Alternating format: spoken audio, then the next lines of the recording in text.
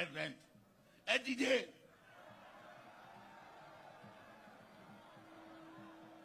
Ejoko. I've kept many of you hungry. We have just started. Not only you, but your grandchildren. Be ready. All of you. President Bola Tinubu-led Nigerian government has been criticized for lavishly spending. You cannot, I repeat, you cannot approve illegality. What they did was illegal. The Senate doesn't have the right. Let it be on record. I'm sure Mr. President must have embarked on some of the decisions, bearing in mind that he's taking a very painful decision. They will not listen appropriately. If they think that anybody is going to allow them... Do you think that this government is not listening? No, I think this government is sheer irresponsible and incompetent. Nobody has time for pussyfooting and powdering their face anymore. About those days. And if I were to advise Mr. President, I'll tell him candidly, people are hungry. It is hunger that is giving rise and vent to people to talk and abuse you and do whatever they want to do. It is clear this is an existential threat. It's a do or die. Because if they do, we will die. Bola Tinubu Ojo, the daughter of President Bola Ahmed Tinubu, on Wednesday set social media buzz.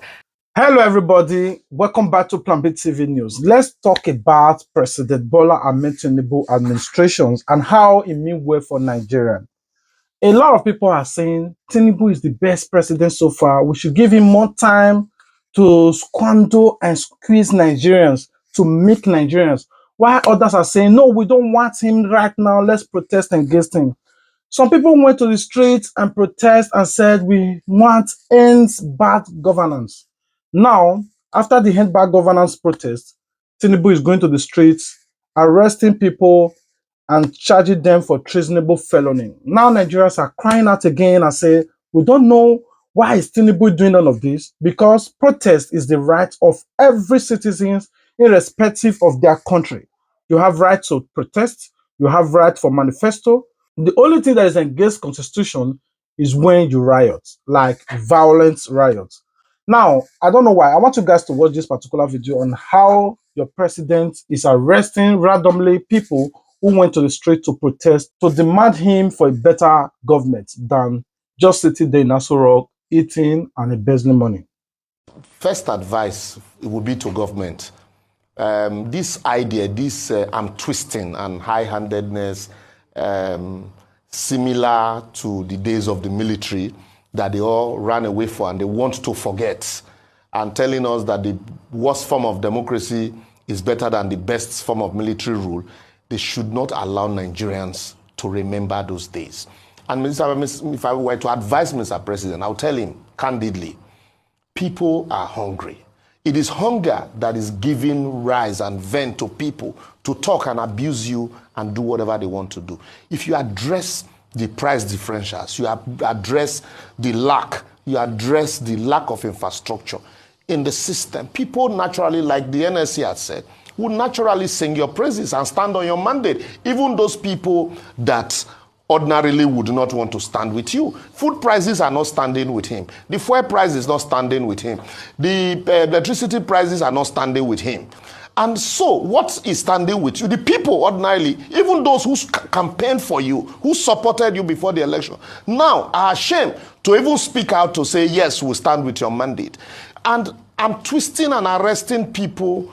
The security operatives, no matter what name they are called, should be civil. If you should serve arrest. They will serve reminders. EFCC will serve you reminder that we served the previous one. The SFU, police, will serve you a reminder, even though they will not tell you why they're inviting you, but they will serve you a reminder. So I see no reason why DSS should not be serving reminder. You just invade people's offices and they are looking for what's not there. You can serve there are processes, there are civil processes in a democratic dispensation of arresting or inviting suspects. And then, in most cases, you and I know that in other societies, before you are even arrested, they would have concluded their investigation. So once you are arrested, you are confronted. EFCC does this thing. You are confronted with a barrage of documents to answer. And so they are already prepared to go to court. But here, you find the DSS and the police, they will arrest you and while they are fishing for evidence. At the end of the day, when the person is in detention, the evidence that they are looking for would have been destroyed. And so at the end of the day, it is just mere arrest and nothing is heard of it until the next arrest. And then the people will shout and say, what did he do? He didn't do anything. The last time you arrested him, there was nothing to show. But when EFCC arrests someone in some cases, nobody will shadow he's just been arrested, because when that person comes out, he will tell you, oh yes, it was an allegation of so and so, but I've been able to clear myself. So Serap, as we speak, also Serap should go to court. Or they are already in court. They have a number of cases. Last time I was at the Federal Court in Abuja, they had more than 10 cases. One lawyer had more than 10 files on many issues against the federal government. But I also want to, my advice also will go to the judges. Now, people are saying that the last hope of the common man is now becoming the only hope of politicians, which is the court.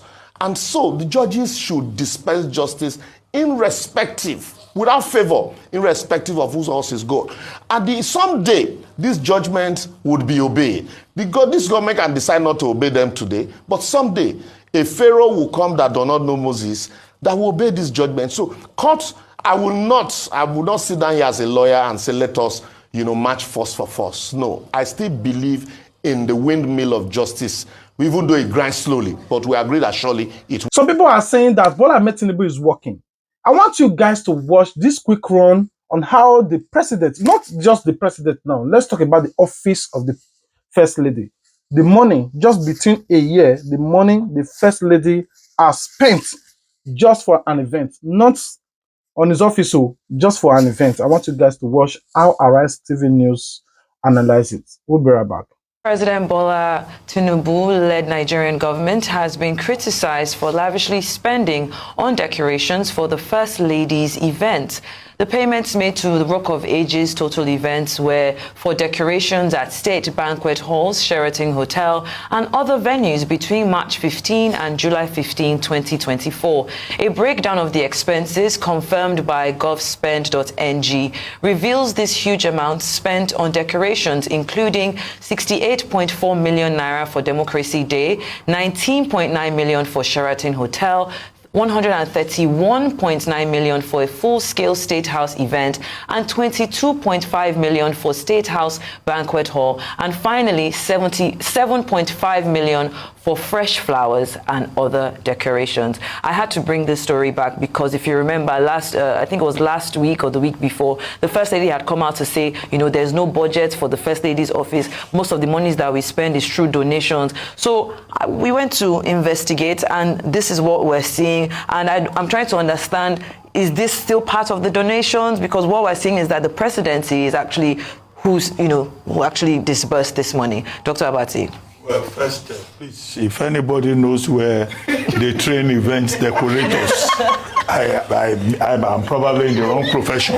Because this Rock of Ages events, I want to know who the owner of that event company is. Maybe I should come for training for about 6 months so that I can also make 250 million within 4 months. I mean, between March and July. That's one point, about it. All this the English talk. We heard that 250 million was spent only on decorations. So how much then was spent on the specific events? And who is the owner of Rock of Ages Events Company? I think Nigerians should like to know. Because when I saw a breakdown, the breakdown was talking about banquet. Okay, what kind of food will anybody want to eat that you will use 250 million just to be decorating all? A lot of videos are out there. And the news is also out there. The amount of billions that President Tinubu spent on his wife's office. Remember, the office of the First Lady is not recognized and it is not legal in Nigeria. Nigeria did not vote for First Lady either by government or by president. The office of First Lady is not recognized. It's just called First Lady because it's the wife of the president.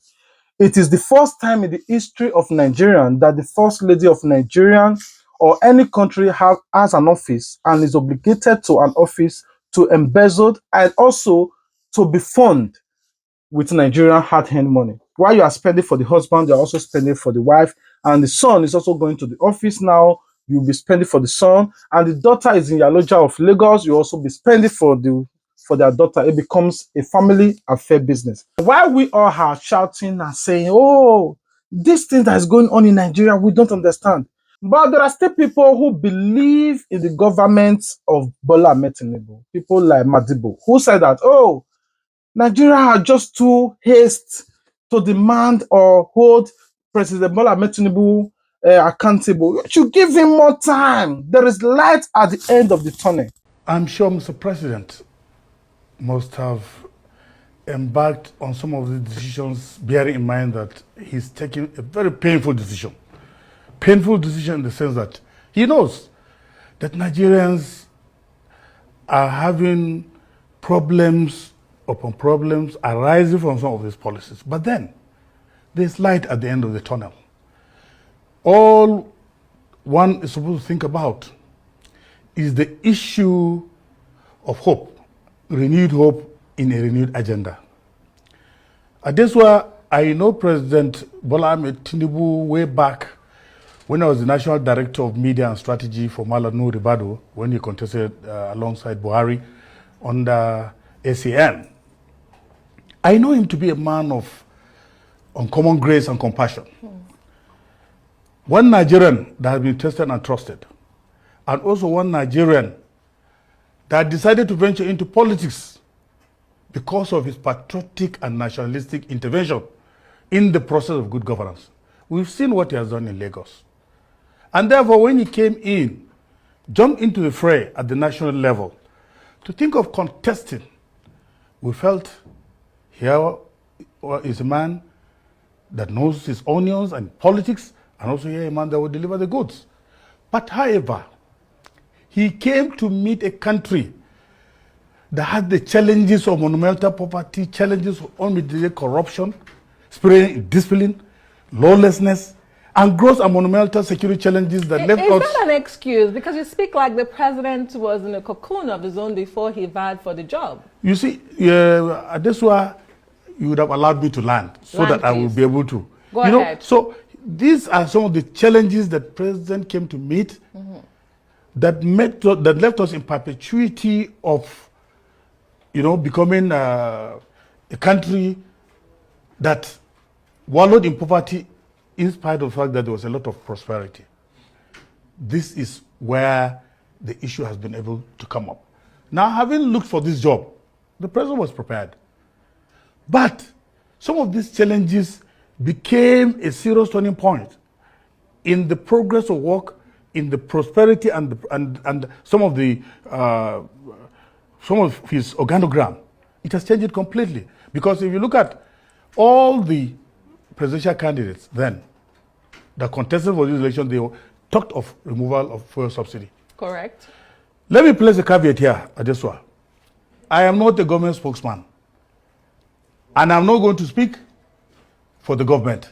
But I'm only an APC chieftain that was in the Tinubu-Shetima Presidential Campaign Council that worked for the success of this government. Now, as a patriotic Nigerian, I know Nigerians are under tremendous pressure, economic, social, security-wise, and everything.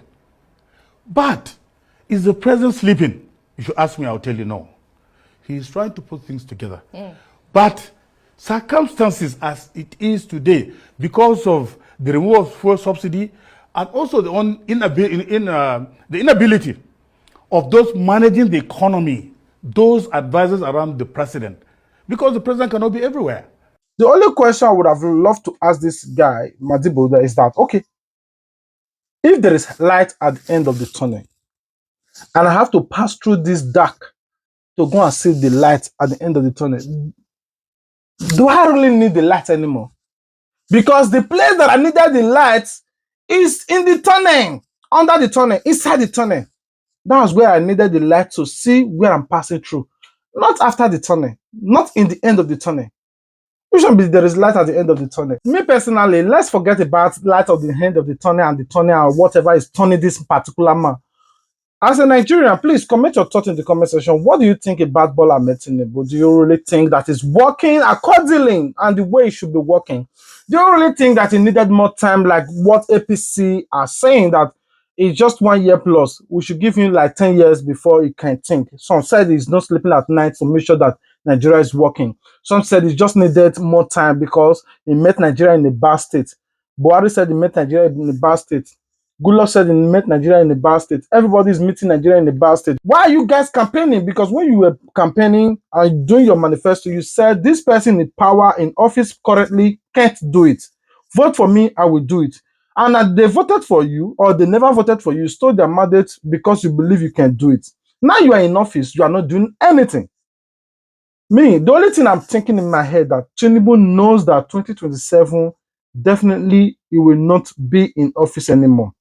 Is that whatever that will happen, or he will lose election? That's why he's being so greed eating. Now, if the first lady is spending this lavishly, their daughter, which is the Aloja of Lagos, is also spending lavishly. Their son, who is also flying in Nigeria private jet, and also I think he's trying to become senator. He's already a senator. I don't know. He's also spending lavishly. It becomes family business affair in Aso Rock. Everybody is just enjoying. For the first time in Nigeria history that the president's wife, which is first lady, has an office.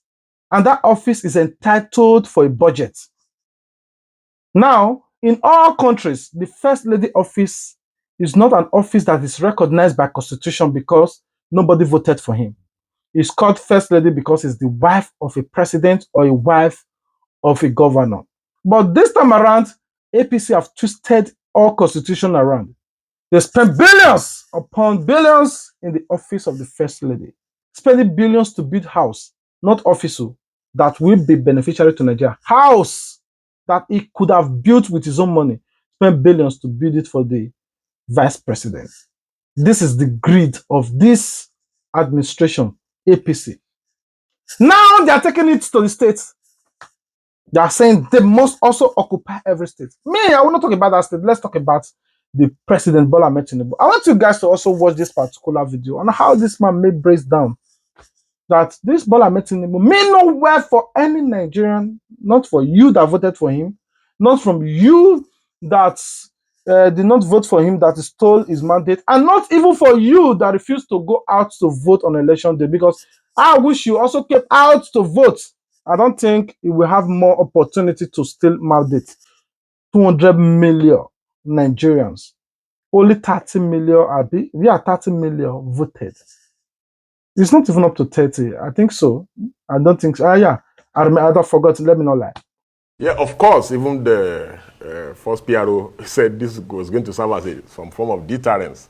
You know, they are scared of protest, but protest is inevitable. If fuel queues persist, if hunger persists, they are looking for sponsors of protests. They haven't found any sponsor of any protest. And that's why you see all this attempt at, blaming people that cannot be blamed. Hunger is the reason why people are those who angry. give dates for protests. Yes. I mean, they are doing the government a lot of favor. What exactly do they have in mind? Yes, those who give a date, who provide venue. Have you seen anybody saying that they want to overthrow the government among the people that give date, time, and venue? Those who give dates, if they want to do coup, would they tell the president, oh, we are going to coup you on October 1st? Oh, we are planning a coup. Oh, please call. Is that how people overthrow government? All over the world. You know, but again, people don't overthrow government like that. But let's give the secret agents or agencies the benefit of the doubt. Yes. You're a lawyer, and you just might not be privy to the information that they have. And this information, they don't have it against bandits and terrorists. They only have it when there are protesters. Why are pro-government protesters not facing treasonable charges? Why is it that it's only protesters who are against the government that are the problem of this country? So, the kidnappers that kidnapped and killed an emir, that does not deserve enough attention to warrant us going after them. Nobody is talking about, there's no anger on the part of government that a traditional ruler in this country was abducted and killed. You know, all the protesters were saying is that they want bad governance to come to an end. So the government has a problem with bad governance. Yes, I know why they are angry. They are angry because the protesters wanted to go after their source of livelihood, which is when the protesters said that the politicians need to cut the cost of governance. That's what got them angry. And that's why protesters are now facing treasonable felony. I told them there's going to be a call out. I'm sure it won't take long before Labour joins them. And by the grace of God Almighty, we will all empty into the street and ensure that go they will. If they will not listen appropriately, if they think that anybody is going to allow them... Do you think that this government is not listening? No, I think this government is sheer irresponsible and incompetent. Nobody has time for pussyfooting and powdering their face anymore. What do you think they are doing? Do you know what's going on in the country? Do you know how many lives have been lost as a result of their useless policies that doesn't make sense? What kind of person who calls himself an accountant would not know that a nation that is so export dependent, you got to manage your exchange rate, how by crook or by means, or whatever means. What kind of person comes onto a chair? He has not even looked at the books. He doesn't even know what is there. He just say, it's gone, it's gone. But the president had told Xi Jinping, the Chinese president, he is a reformer that is trying to take a painful route in reforming the economy and the nation. Thank you. For a man who's using our money to be buying new jets, for a man who's buying Escalades bulletproof, for a man who's spending money like he's going out of fashion, is that how Deng Xiaoping managed China before he got to Xi Jinping? Is that how China Mama? He's not reforming anything. He's just wasting everybody's time and creating chaos. And he's trying to get national anger to get to a point. It will be a boiling point. Let me tell you, my dear friend, everywhere you have seen a tipping point where people have just said enough, it has always been one senseless government policy after the other, with their lackeys coming to say, oh, it's okay. You are forgetting that we're talking about human lives here. We're talking about people's hunger. We're talking about the cost of... Anyway, what do you guys think? I want you guys to comment your thoughts in the comment section. What are your thoughts about all of this? Do you think that Bola Tinubu is a good president? That he needed more time, like what his cabas and his supporters are saying that he needed 10 years to think? Because some said that he's not sleeping at night. If your president is not sleeping at night and is doing all of this, imagine when he's sleeping. And some said that, oh, it's just 1 year. According to him, he said, you people should go through this baby step of pain. That was the first speech in 1 year. After 1 year, he said, you have to bear this hardship. No country in this world that is flourishing today that not go through hardship. That you people should go through hardship. A president that wants his citizens to go through hardship is feasting. It's like that of a pastor who said he declared 30 days dry fasting, but is eating lunch, dinner, and even breakfast, while his followers, the bedrens, are starving, praying and hoping on God for a miracle. But him is eating. As a leader, you have to show good example. You said Nigeria to go through baby step of pain. You are buying private jets. Nigeria should go through this hardship. You buy yachts. Nigeria should go through this hardship. For the meantime, you bought billions of bulletproof car. Nigeria should go through this hardship. You gave Muslims 90 billions. Nigeria should go through baby hardship. You gave your wife over millions to enjoy, to organize events, just the flesh they go, and billions for our office. Nigeria should go through this baby step of pain. Your daughter is Yaloja of Lagos, collecting revenue from all market women in Lagos. Nigeria should go through baby step of pain. Your son is flying on Nigeria private jet on his way to the office of the Senate and to become a senator. Nigeria should go through this baby step of pain. And you are giving yourself billions upon billions, making yourself a petroleum minister, collecting money as a president, collecting money as a petroleum minister, and you are just there telling Nigeria to go through this baby step of pain. That's why Akpabio said that while Nigeria is protesting for hand in bad governance, he and his family will just be home feasting, because the president is saying, go through this baby step of pain. How can the president even say that kind of derogative and illicit and may we call it bewildered statement? Oh boy, school good, sick grammar. Anyway, what are your thoughts about all of this? Please comment your thoughts in the comment section. I'm waiting for you guys. Let's rub minds together. What do you think about Bola Tinubu? Me personally, I don't think that this might have it in mind to run in 2027, because in his own now, for what he's doing right now, if I like, I lose, because I not care. I quickly eat, and it's just taking the money. He's taking money like this, packing it. Why a battery or 20 bags of money is on his head like this? He's trying to wage it not to fall, and he's taking like this. Anyway, For those of you that voted for him, please tell us, how long should we wait more for the president to start doing something? And if you believe that it's already working and it's working, please tell us what are the things that this president have done so far that we Nigeria that did not vote for him, that we Nigeria that is told his mandate, that we Nigeria that did not even go out to vote that day because we know that our mandate will be stolen. What are the things that you think that your president that you voted for is doing that we should exercise patience for? Please comment it like, okay, since he resumed office, fuel price have gone down. Since he resumed office, you see electricity tariff have gone down. Since he resumed office, you see all federal roads are tied. Since he resumed office, you see food scarcity is no longer scarcity. There is surplus of foods, and food price is going down. Since he resumed office, there's no more bandits. You see, there is security all over. Since he resumed office, there is cash flowing all over Nigerians. Since he resumed office, just try to tell us what you know that he has been doing for more than a year plus now, and the things that he's still currently doing that is beneficiary to Nigerians. Please tell us. I want to know. I'm angry. All right, guys, this is when I'm going to be ending the video. I'll be waiting for you guys in the comment section. Until we meet again, peace out. Remember, I love you, but God love you more. If you love us, the only way you can show your love to me is to like my video, comment your thought about my video, and above it all, subscribe. If you do, turn on the notification bell so that you wouldn't miss out our future uppost. We're almost there, guys. We just need few subscribers to get to that 100,000. All right, guys, I love you. Until we meet again, peace out. This debt overhang, Mr. President, is responsible for the problems we're having, which nobody says he knows the detail, how they spent that money. Outside 809-something billion, which this parliament, this Senate approved. We have colossal amount of money given to the banks, and this amount runs into trillions of naira. Some of the governors that benefited from that 18 billion naira are here. Distinguished Senator Ndume, you were there when the Ways and Means were approved. Check, I was not there, check the record.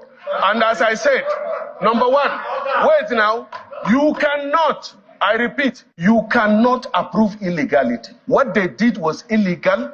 The Senate doesn't have the right. Let it be on record. I was not there. I was not there. Check the record. I was not there, but you were there. But I was not there. I was not there.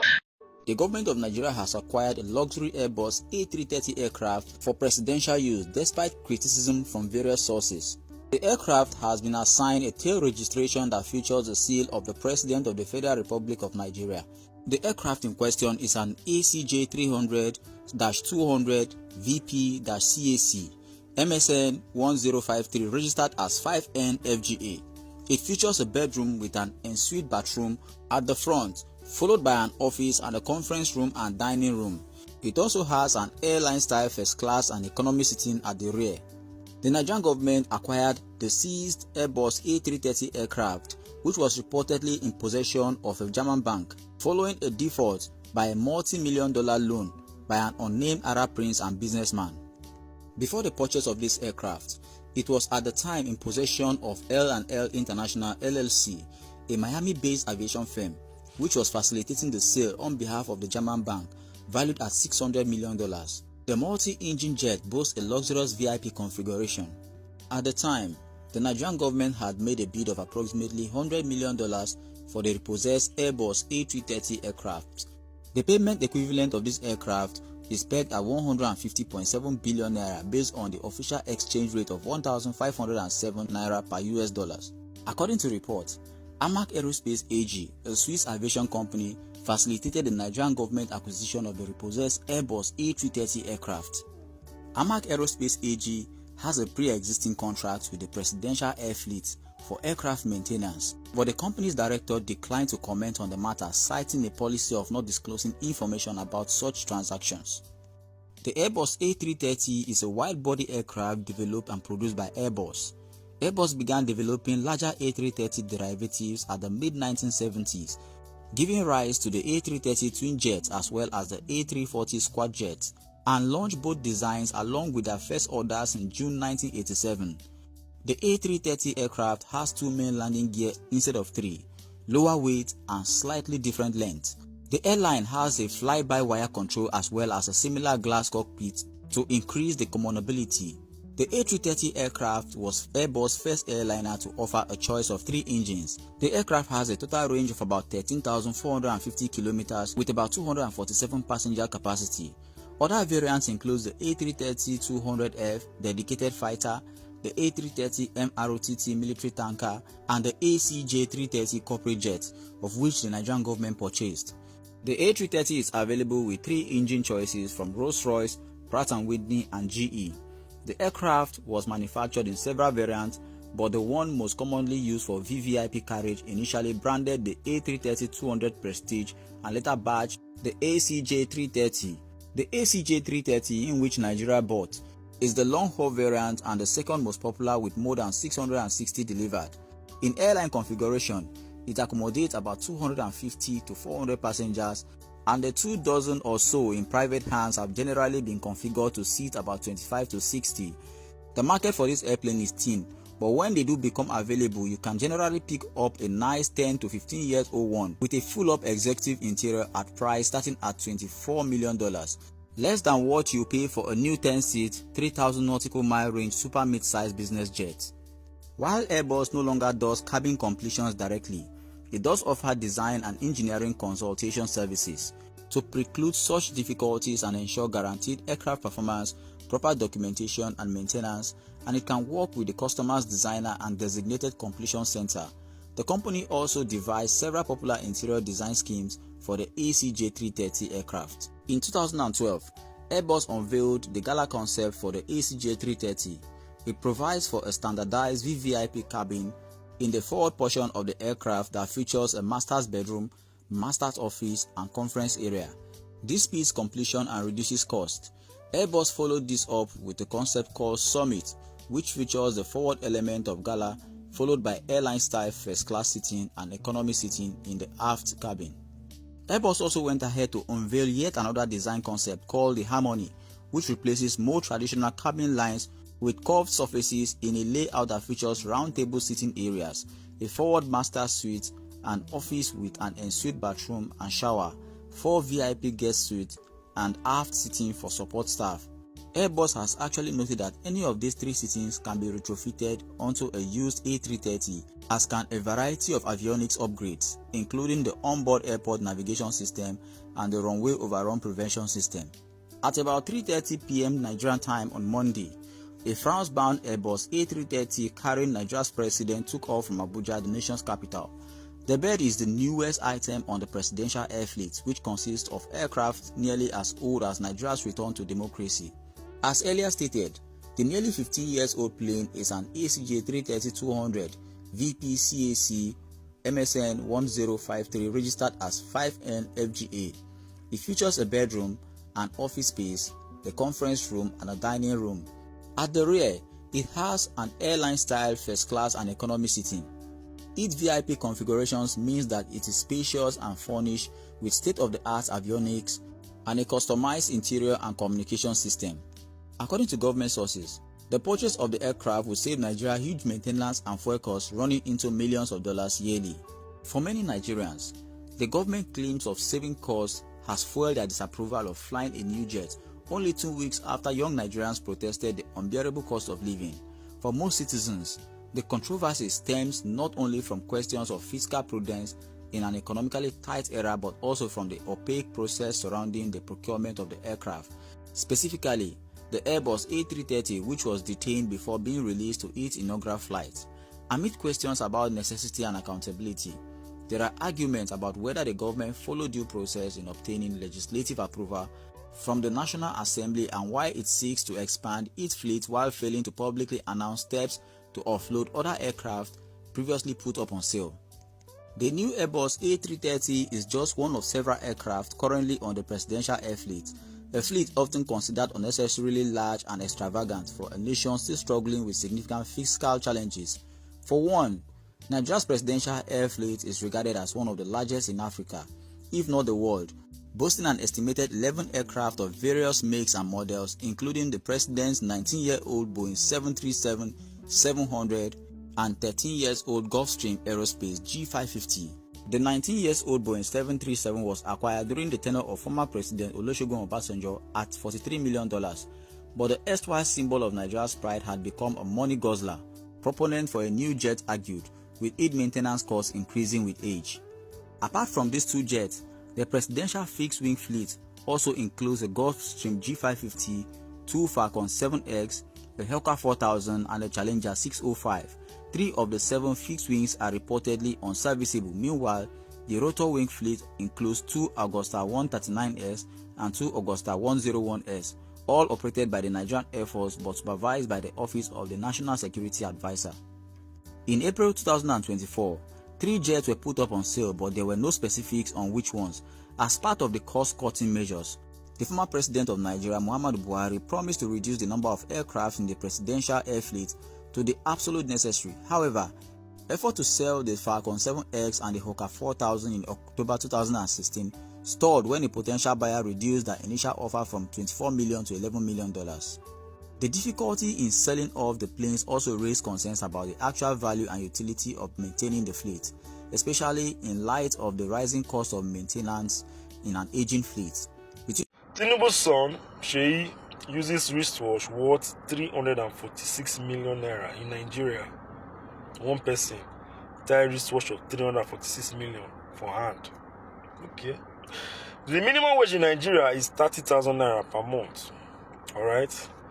Now 30k per month minimum wage times 12 months in a year is 360,000 naira.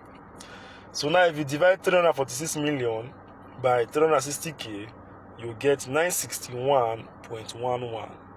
What does this mean? It means say if you collect salary of 30k per month, this wristwatch where Sheyi wear so, you go pay your salary for 961 years, 1 month and 10 days. I no laugh. Your salary of 961 years, 1 month and 10 days, and somebody tie for hand. Later they go say, we feel your hunger, we feel your pain. How much are they fine when you go tie some? You go tie this watch of 346 million. Why would they do like this now? Why would they do like this for this country? People should be sensitive. Why would they do like this? Now crime to be Nigerian. Oh God.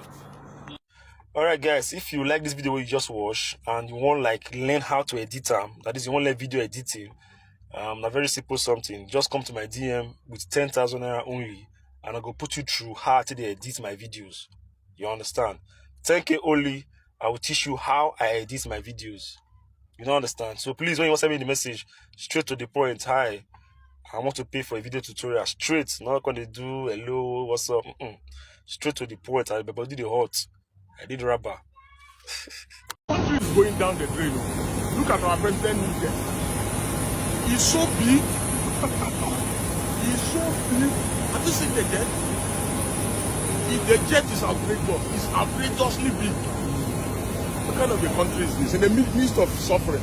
Amid a catastrophic cost of living crisis, is this the right time to be talking about revamping the presidential fleet, even if the last time such a revamp happened was when President Obasanjo was in office half a century ago?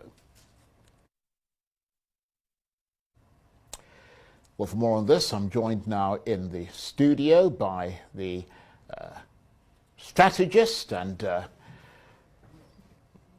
CEO of the Global Trade Investment Company, Baba Yusuf. Sorry, I kind of missed the boat a little bit there. And of course, sitting next to him is the policy strategist and legislative consultant, Chibuzo Kereke. And in our off-site studio is the Dean of the Graduate Studies Department at Bayes University in Abuja, and of course, a Rise News analyst, Professor Abiodun Adeniyi. Thank you very much indeed to all of you. Let me start with you, Baba Yusuf, because you are an aviation veteran. You've been in that sector for some time. Where do you stand on this issue of purchasing new aircraft for the presidential fleet? Thank you for having me, Charles. I think I'll call it a political decision because, to be honest, much as, and I'll say this, having considered all, respect with regards to the safety of the president of this country and the vice president, of course, other principal, officers that are given the mandate to run this country.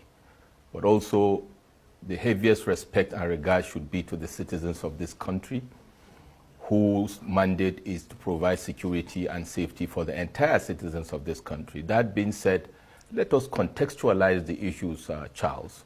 The promoters of the procurement of the aircraft, which from all I can see is already a done deal, are justifying it based on, in your intro, what you said, some of the seeming malfunctioning of the aircraft. But then the aviation experts and people that understand how this works with regards to aircraft will tell you to use the age of an aircraft to determine replacement is not an argument. For example, it is a known fact that Air Force One, the presidential aircraft of the President of the United States of America, is over 30 years old.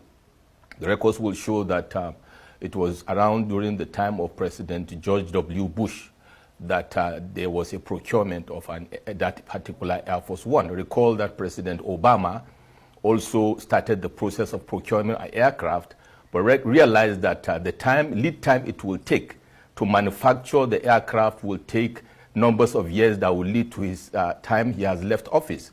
I remember also President Donald Trump, then citizen, was challenging the procurement. Anyway, water under the bridge. Now the process is on to procure and manufacture an aircraft for Air Force One. Back to Nigeria. The aircraft we are talking about is an aircraft that was manufactured around 15, 16 years ago, precisely around 2019. And an aircraft... You mean 2009? 2009, sorry. Yeah. An aircraft, the age of an aircraft is not the issue, but the maintenance profile, the maintenance pedigree of that aircraft. The B, C, and E checks done, as at when due, for example. And except also there is need to retrofit the aircraft, for example, build up to the 9/11, threat, which introduced a new global threats, and presidents around the world looked at the need to retrofit the aircraft that they are using to fit, countermeasures of the emerging threats, but not to replace the entire aircraft. Another thing is, have we looked at the critical need to replace this aircraft vis-a-vis the issues that are leading to the malfunctioning of the aircraft in those two instances, for example? The argument around the unfortunate crash of the vice president of Malawi and also the crash of the chopper, of the former president of Iran, Saad Suri, let's also recognize that that was a chopper. But in the two instances, the initial excerpts of what we can say without prejudice. It was related to bad weather. Bad weather. Yeah, so there's nothing like exactly. And those aircraft are smaller than a presidential jet. That being said, I think the op is not good for the optics, given the situation we are in this country. Right. Considering the fact that it will take us over $100 million to replace an aircraft, I think this government should be looking at managing expectations over and beyond managing optics. Okay, well, thank you for setting that out for us. Let me... Bola Tinubu Ojo, the daughter of President Bola Tinubu, on Wednesday set social media buzz after declaring herself the Iyaloja General of Nigeria.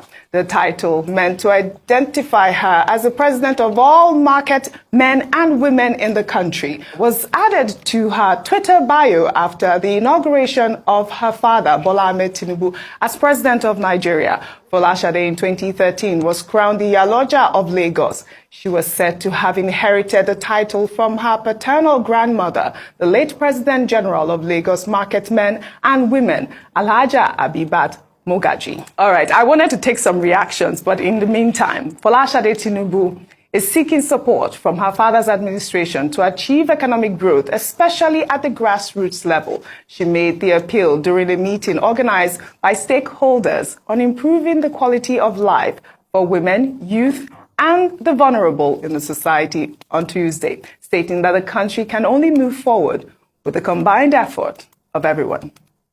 My father is now the president of the Federal Republic of Nigeria, and I need to help him in my own way. So we will not relent in our effort, calling the attention of the government that ensuring that all the promises made is being kept. There she is, speaking in her capacity as the Aloja General of Nigeria. I see you blinking. I know that, she's the first daughter, right? First daughter of the Federal Republic of Nigeria. Oh, that was added, was it? She has taken it off her state. I'm just on her Okay, page. very good, because I know her. She's removed the first daughter. She has removed the first daughter. Why she deny? No. She's the first daughter of the Federal Republic of Nigeria Nigeria. is still there, because she was before the General of Lagos. So now she's speaking in her capacity. Promoted herself. Yes, she has promoted herself. And by the way, when you look at things like this, a few days back, Oji, we're still arguing about the role of the First Lady, whether it's constitutional or not. And now we have to grapple with the idea of a first daughter and perhaps a first son. Yes. It's coming very soon. It's a waste of, it's an abuse of power in the first instance. The first thing I just want to say very quickly is that I think the president should call his family to order. We need to, there's a lot of work to be done, and we shouldn't be spending time talking about the daughter of the president, saying that she has to advise him in your family meetings, in your sitting room, and not bring it to the public and make Nigerians upset by putting first daughter of Nigeria. I would like to disagree with you. You can't tell us how we are going to run our lives, please. Okay. All right? Okay. When my father was giving birth to me as the first daughter, you were not there. Oh, you're speaking for her. So please know your level. All right. Please. So I'm speaking in my capacity. Please know your level. Please, do you know how long it took my father to be able to be president? All right, Rufai, the violence is a lot. Please. All right, stay in your place, Ayo. Ayo, you spoke about the